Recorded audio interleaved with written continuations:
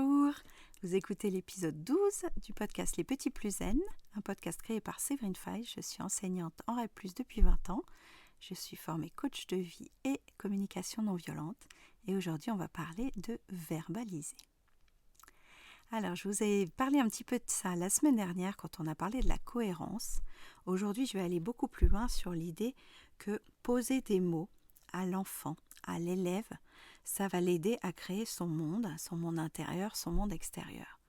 Plus on va poser de mots tôt, plus on va lui donner le mot qui va avec l'outil, l'objet, la partie du corps, l'action, l'émotion, et plus il va pouvoir intégrer à la fois des concepts et des théories abstraites et à la fois des choses beaucoup plus précises, beaucoup plus quotidiennes. Donc il ne s'agit pas de parler toute la journée de tout ce que vous voyez, c'est complètement impossible. Mais en fait, quand vous regardez votre enfant, quand vous regardez votre élève, ce qu'il est en train de faire, ce qu'il est en train de dire, ce qu'il est en train de penser, de réfléchir, à force de le connaître, à force de l'observer, vous allez pouvoir poser des mots sur ce qu'il est en train de faire.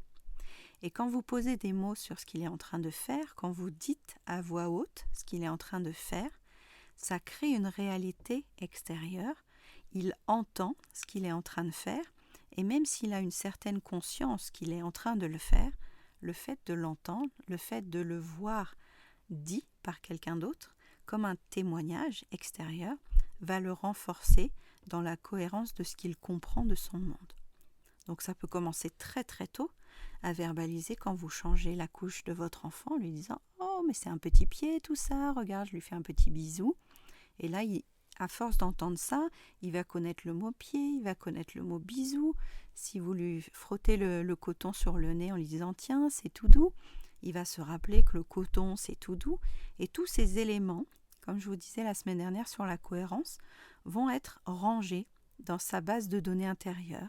Il va les mettre en interaction, peut-être en lien, peut-être qu'il va créer ensuite un réseau d'informations. On dit parfois transférer les informations d'un domaine à l'autre. Ça veut dire que les mots du corps qu'il a appris avec maman, un jour à l'école, quand l'enseignant ou l'atelier va parler aussi des mots du corps, ça va réactiver des connaissances qu'il avait mis en sommeil de temps en temps dans l'un de ses dossiers. Donc plus tôt on donne des mots aux enfants, et plus tôt ils ont un réservoir de mots, ils ont un lexique intérieur, ils ne sont pas encore capables de le dire, ils ne sont pas encore capables de construire la phrase, mais quand ils ont déjà ces perles-là à l'intérieur d'eux, il sera bien plus facile après de faire un collier quand il aura trouvé le fil et quand il aura envie surtout de communiquer avec tous ces mots-là. Un enfant à qui on pose beaucoup de questions peut s'imprégner des mots de la question, mais ce sera moins fort qu'un enfant à qui on donne les mots de ce qu'il est en train de vivre. Je vous donne un exemple très précis. Dans la classe des moins de 3 ans, les enfants qui commencent à jouer au ballon, je nomme l'action qu'ils sont en train de faire avec. Je fais « Tiens, tu es en train de le faire rouler ». Il va entendre ce mot « rouler », il va l'associer au mot « ballon » aujourd'hui, et puis peut-être que 2 jours plus tard, il va faire rouler une petite voiture. Donc je vais dire « Ah, mais ça aussi, tu es en train de la faire rouler ». Et le mot a changé, c'est plus la voiture, c'est plus le ballon, mais par contre le mot rouler, a été utilisé dans un autre contexte, et donc vous voyez que ça va faire une espèce d'arborescence sur un mot, peut être utilisé dans plusieurs situations, et ça va lui permettre intérieurement de créer une certaine logique entre l'attribution du mot, du concept et des circonstances extérieures. Le mot rouler, il va peut-être l'entendre le lendemain quand vous êtes en voiture. Il va entendre le mot rouler et donc toutes les occurrences, les répétitions de ce mot rouler, il va finir par comprendre que le mot rouler, ça peut être aussi bien sur une voiture, aussi bien qu'un ballon, aussi bien que la circulation routière, aussi bien que une grande roue au centre commercial, vous savez, les grandes roues qui tournent et qui font rouler les manèges aussi. Donc tous ces éléments sont intégrés dans sa notion du concept et du mot. Donc verbaliser, ensuite on va choisir en classe certains thèmes, certains lexiques. Donc nous, en REP+, on avait choisi de parler vraiment sur les mots du quotidien, donc les objets de la maison, les objets de la classe, les émotions, les comptines, les livres. Tous ces éléments-là vont permettre de poser des mots, de verbaliser, d'abord en écoute, donc l'enfant va entendre, va réceptionner tous ces mots-là, et ensuite, dans son bagage, dans son catalogue, dans son listing interne, il pourra piocher les mots qu'il a bien compris, qu'il a bien contextualisés, pour ensuite les ressortir soit dans une forme de communication avec son parent ou son enseignant, soit dans une forme de demande d'aide, de questionnement, ou de construction et d'expression. Et là, on serait dans la rayure indigo, dans la rayure d'expression. Donc moi, quand j'utilise la verbalisation en classe, je pose des mots sur ce que l'enfant fait, sur ce que l'enfant vit. Donc, après observation, j'essaye de comprendre. Tiens, là, j'ai l'impression que tu t'es énervé parce que tu n'arrivais pas à bien mettre ta chaussure. Est-ce que tu as besoin d'aide? Et là, il voit la cause-conséquence, encore une fois. C'est, il est en train de s'énerver. Il n'avait peut-être pas compris pourquoi ça l'énervait. Donc, je mets l'idée que c'est le fait de ne pas réussir à bien enfiler sa chaussure qui l'énerve, qu'il peut demander de l'aide. L'aide, c'est une notion compliquée à comprendre, c'est pas comme stylo ou chaise. Aide, c'est très abstrait. Donc, plus on pose des mots sur des concepts et des notions difficiles, et plus l'enfant va l'entendre dans des contextes différents et va se l'approprier et mieux l'intégrer. Donc, choisissez à la maison les moments où vous êtes le plus à même de verbaliser. Il y a des moments où on est très fatigué, on n'a pas du tout envie de dire « Tiens, je suis en train d'éplucher les carottes et ensuite je vais couper les poireaux, on les mettra à chauffer dans la casserole pour faire de la soupe. » À la fois, toute cette explicitation, cette verbalisation aide beaucoup l'enfant. Aide beaucoup l'enfant à comprendre plutôt que « va jouer dans le salon ». Parce qu'en fait, quand on intéresse l'enfant à ce qu'on est en train de faire, à la fois, ça l'occupe, donc on est dans un temps passé ensemble, on est dans un temps où on l'a à portée de main et du coup on voit ce qu'il fait. Et ça, je pense que ça parle à plusieurs d'entre nous, de savoir où sont nos enfants dans la maison pendant qu'on cuisine. En plus, ça nourrit sa rayure d'identité, parce qu'il comprend mieux que vous prenez plaisir à faire telle ou telle action, tel ou tel élément, telle ou telle activité, et ça met sa rayure de sens en action aussi, parce que pour faire de la soupe, je peux t'expliquer, pour faire de la soupe, je suis en train d'éplucher les pommes de terre, de couper les carottes, de laver les poireaux, et toutes ces actions-là, ça fait une base de données de catalogue, et quand à l'école, il lira un livre sur la soupe de sorcière pour le projet de décoration de l'exposition de l'école, il remettra en route tous ces mots qu'il a vus grâce à vous. Et grâce à vous, il pourra réactiver un vocabulaire et un lexique qu'il aura déjà compris. Donc vous serez un peu le créateur du nouveau dossier soupe, du nouveau dossier légumes, du nouveau dossier verbe d'action de cuisine et d'accessoires. Vous voyez, tous ces nouveaux fichiers qu'il est en train d'ouvrir dans sa tête, nous on le fait beaucoup à l'école. Par exemple, on arrive assez théâtralement en disant « Aujourd'hui, on va parler des animaux de la ferme ». Certains ont déjà entendu parler des animaux de la ferme. Donc très bien, ça va réouvrir un dossier qui est déjà créé en eux. Ils vont se rappeler du week-end avec papy en Normandie où il a vu des moutons. Et donc là, ça réactive un vocabulaire qu'il a déjà eu. Et pour d'autres enfants, les animaux de la ferme, c'est juste un livre qu'ils ont vu une fois chez la cousine. Donc pour eux, ça va le chemin vers ce fichier-là à l'intérieur de leur cerveau sera déjà un petit peu plus loin. Donc on va essayer de revenir, de réactiver ce fichier. Et pour d'autres enfants, les animaux de la ferme, ça n'évoque rien du tout. Et du coup, la verbalisation, dans ce sens-là, elle va prendre plusieurs formes. Elle va prendre la forme de mots, mais bien entendu, on va ramener aussi des supports 3D, avec les animaux de la ferme en plastique ou en bois. On va ramener aussi des livres, des chansons, des comptines, un autre matériel, peut-être un fermier, une fermière, expliquer le lait, la récolte. Et vous voyez, on peut partir dans beaucoup d'éléments lexicaux beaucoup d'éléments qui vont faire un réseau de connaissances, ce qui fait que l'enfant non seulement s'imprègne de tous ces mots en verbalisation, mais ensuite pourra les réaménager dans sa tête et les exprimer de manière cohérente pour que son énoncé ait un sens. Mais plus on lui donne, nous, d'outils, de lexique, de syntaxe, plus ensuite il pourra se les approprier. Donc on devient des fournisseurs en fait de matériel en espérant qu'un jour l'enfant ait envie d'aller voir dans sa cave quels sont les outils qu'il a stockés. On est là pour disposer, laisser à disposition, et ensuite l'enfant s'en emparera ou pas selon son envie, son désir, son besoin. Il y a des enfants qui connaissent très bien le mot « s'il te plaît », il y a des enfants qui connaissent très bien le mot « merci », mais sans intention, ils ne vont pas l'utiliser.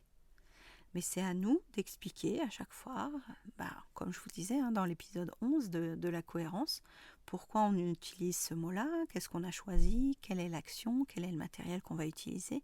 Donc c'est à nous de faire un petit peu sens pour que l'enfant après se dise « Ah mais si j'ai besoin d'aide, en fait je peux aller vers l'adulte et lui demander et lui dire « Est-ce que tu peux m'aider ?» Mais cette phrase-là, s'il ne l'a jamais entendue, s'il ne l'a jamais comprise, si on ne lui a pas verbalisé que peut-être il avait besoin d'aide, et ça on peut le faire très vite, on peut le faire à un enfant de 1 an, est-ce que je peux t'aider?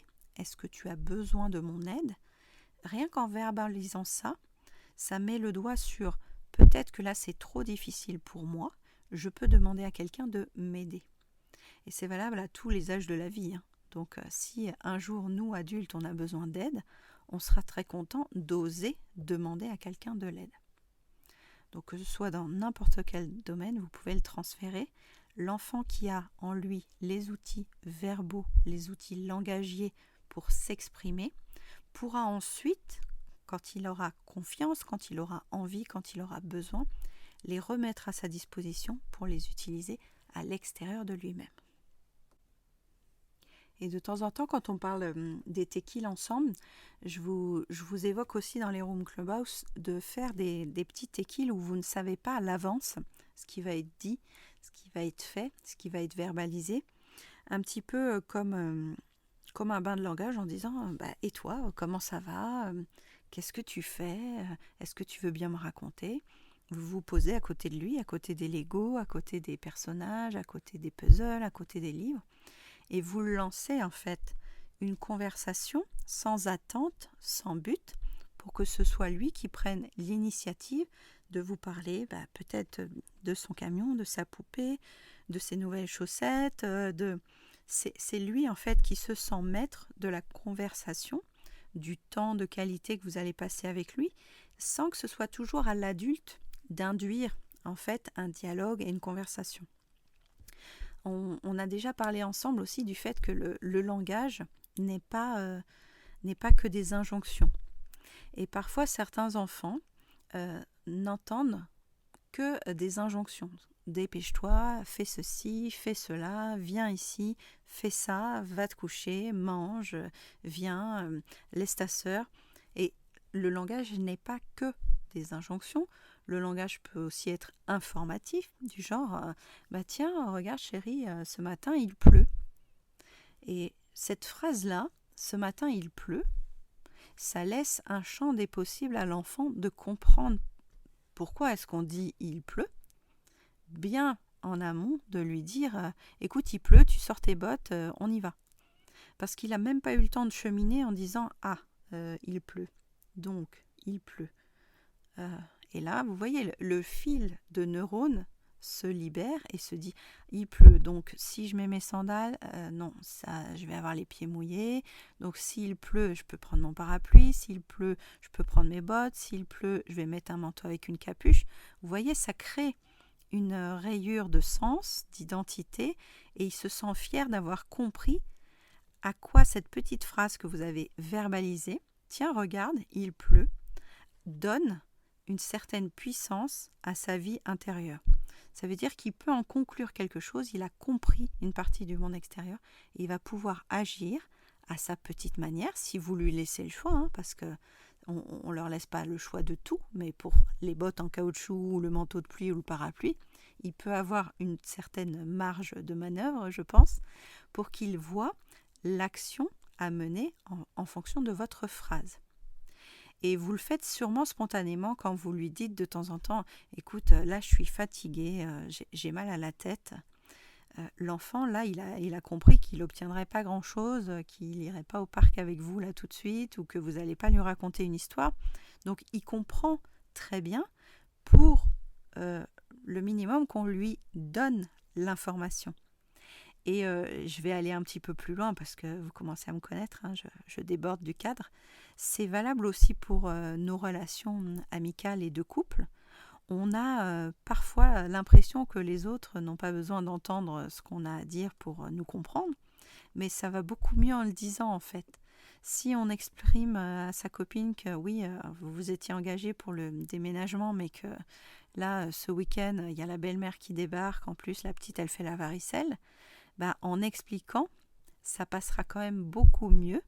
En expliquant, en mettant votre réalité et votre vérité à l'oral, la personne en face pourra en tirer les conclusions qu'elle veut, mais elle aura eu les informations. C'est valable aussi pour le compagnon, pour le partenaire, c'est valable aussi pour la maîtresse. Si vous avez quelque chose à dire à la maîtresse, allez-y, dites-le. Si votre enfant vous a répété quelque chose qui s'est passé à l'école et que vous n'êtes pas sûr, posez la question, accord Toltec, je ne fais pas de supposition. Donc n'hésitez pas à prendre la parole, à poser des mots sur la situation que vous vivez à l'intérieur, à l'extérieur, à faire des hypothèses. On parle souvent de ça aussi quand on fait des rooms sur la communication non violente, de dire peut-être que l'enfant, vous n'avez pas eu le temps de voir tout ce qui s'est passé pour lui, ou dans la cour de récréation, c'est le cas aussi, on n'a pas toujours vu tout ce qui s'est passé, mais on va poser une hypothèse à l'oral en lui disant est-ce que tu t'es fait bousculer devant le toboggan? Est-ce que c'est pour ça que tu pleures? On pose une hypothèse, on verbalise ce qu'on a cru voir, ce qu'on a cru comprendre, et ensuite l'autre peut rectifier lui-même avec le langage. Mais quand on fait demi-tour, quand on ignore, quand on se tait, que ce soit dans le couple, que ce soit à l'école, que ce soit avec les enfants, que ce soit avec nos amis, ça crée une distance, ça crée une rupture dans le lien qui fait que la communication étant rompue, la relation a du mal à avancer en fait. Donc cette notion de verbalisation, elle est bien plus transversale que de rester seulement à la notion d'éducation.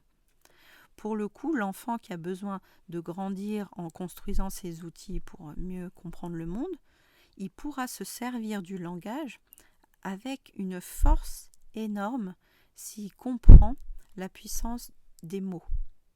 Un enfant qui parle à 3 ans, un enfant qui parle à 4 ans, se sentira bien moins faible et bien moins victime qu'un enfant qui a 3 ans et 4 ans ne sait pas encore dire ce qui lui arrive à l'intérieur, ce qui lui arrive à l'extérieur. Et pour que l'enfant soit autonome et indépendant en langage, bien entendu, il faut qu'il ait baigné dans un bain de langage, que ce soit à la crèche, que ce soit à la maison, que ce soit à l'école. Plus il va baigner dans cette langue et plus il va s'en imprégner. Vous voyez très vite le parallèle avec une langue étrangère.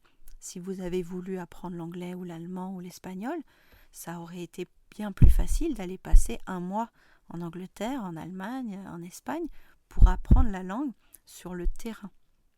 Et là, parfois, on est démunis parce qu'on a des enfants qui arrivent à l'école, qui n'ont pas été autorisés beaucoup à parler, avec lesquels on ne parle pas beaucoup. Je sais que ça peut être difficile à entendre, mais moi, chaque année, j'ai des enfants à qui on ne parle presque pas, à qui, même en venant le chercher à la fin de l'école, on ne lui dit pas « coucou, comment tu vas ?» On lui attrape la main, on lui dit « prends ton manteau, allez, dépêche-toi ».